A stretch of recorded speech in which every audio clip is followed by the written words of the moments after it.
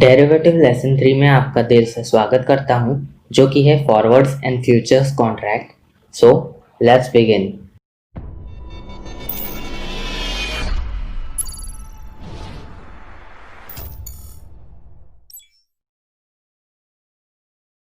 Forward contract एक agreement है जो दो पार्टीज के बीच डायरेक्टली बनाया जाता है किसी एसेट्स को खरीदने के लिए या बेचने के लिए, और उसी वक्त डील की डिलीवरी डेट और प्राइस को भी डिसाइड किया जाता है।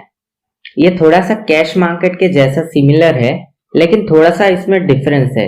एक एग्जांपल की मदद से जानते हैं। कैश मार्केट, आज 7 जून को मुझे 10 ग्राम गोल्ड खरीदना है। आज के दिन गोल्ड की करंट मार्केट प्राइस है 40,000 रुपीज, तो मैं गोल्ड स्मिथ के पास 40,000 देके 10 ग्राम गोल्ड खरीद लूंगा। इसे कैश मार्केट कहा जाता है। यहाँ जो करंट मार्केट प्राइस गोल्ड की है उसे हम स्पॉट प्राइस भी कहेंगे। फॉरवर्ड कॉन्ट्रैक्ट, अब फॉरवर्ड कॉन्ट्रैक्ट में 7 जून को मुझे अभी गोल्ड नहीं खरीदना है, बट फ्यूचर के लिए ऑर्डर देना है।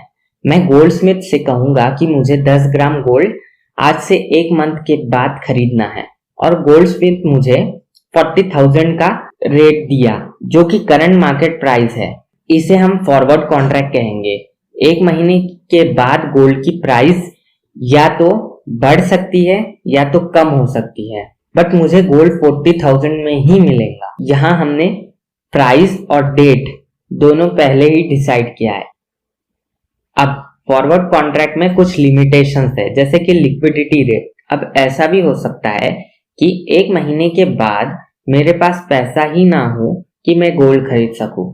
उसे लिक्विडिटी रिस्क कहते हैं। काउंटर पार्टी रिस्क, दो पार्टीज में से कोई भी एक पार्टी ब्रीच कर सकती है कॉन्ट्रैक्ट को।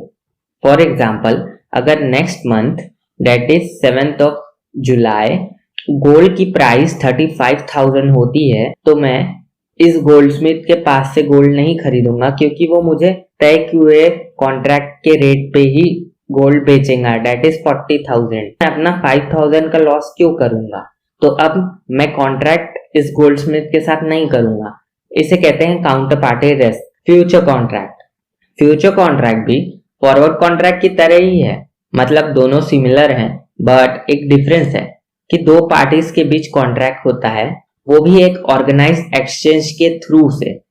मतलब कि कोई भी एसेट या सिक्योरिटीज को खरीदा या बेचा जाता है एक एक्सचेंज के थ्रू, वो भी फिक्स टाइम पे और एक फिक्स रेट पे। जो ट्रेडर फ्यूचर कॉन्ट्रैक्ट को बाय करता है उसे लॉन्ग पोजीशन कहा जाता है, और जो सेल करता है उसे शॉर्ट पोजीशन कहा जाता है। यहाँ पे फ्यूचर कॉन्ट्रैक्ट में एक एक्सचेंज होने की वजह से जो फॉरवर्ड कॉन्ट्रैक्ट में जो रिस्क थे, लिमिटेशंस थे, वो यहाँ पे नहीं है। फ्यूचर कॉन्ट्रैक्ट में कुछ इंपॉर्टेंट नोटेशंस है। पहला है स्पॉट प्राइस। जो एसेट कैश मार्केट में ट्रेड हो रहा है, जिस प्राइस पे, उसे हम स्पॉट प्राइस कहते हैं। उसे हम करंट मार्केट प्राइस भी कहते हैं। फॉर एग्जाम्पल, रिलायंस, अभी करंट मार्केट प्राइस रिलायंस का 1500 है, तो इसे हम स्पॉट प्राइस भी कहेंगे। फ्यूचर प्राइस, जैसा इसका नाम है, फ्यूचर प्राइस फ्यूचर कॉन्ट्रैक्ट की प्राइस को कहते हैं।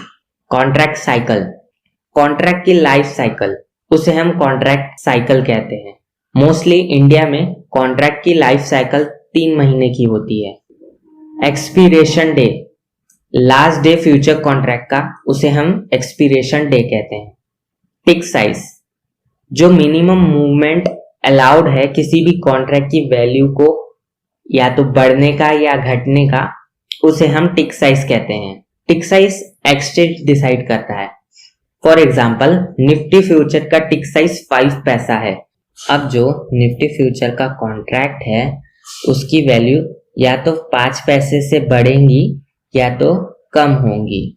बेसिस, स्पॉट प्राइस और फ्यूचर प्राइस के डिफरेंस को बेसिस कहते हैं। फॉर एग्जांपल, आज रिलायंस इंडस्ट्रीज 1500 के करंट मार्केट प्राइस पे है, फ्यूचर्स ऑफ रिलायंस इंडस्ट्रीज 1600 है, तो 1600 माइनस 1500, जो 100 रुपीज का डिफरेंस है, उसे हम बेसिस कहेंगे। Cost of carry, cost of carry future price और स्पॉट प्राइस का रिलेशन बताता है। फॉर एग्जांपल, एक एबीसी कंपनी का शेयर है, कैश मार्केट पे वो 100 रुपीज पे ट्रेड कर रहा है। अब ट्रेडर को वो शेयर खरीदना है और उसे 1 साल तक होल्ड करना है, बट उसके पास पैसा नहीं है, तो अब वो किसी से क्रेडिट पे पैसा लेगा और लेट से उसे 6% पर एनम के हिसाब से उसे इंटरेस्ट पे करना है। अब ट्रेडर 1 साल तक शेयर्स को होल्ड करेगा। कंपनी ने 200% का डिविडेंड दिया है 1 रुपए की फेस वैल्यू पे, तो मतलब उसे डिविडेंड मिला है 2 रुपए।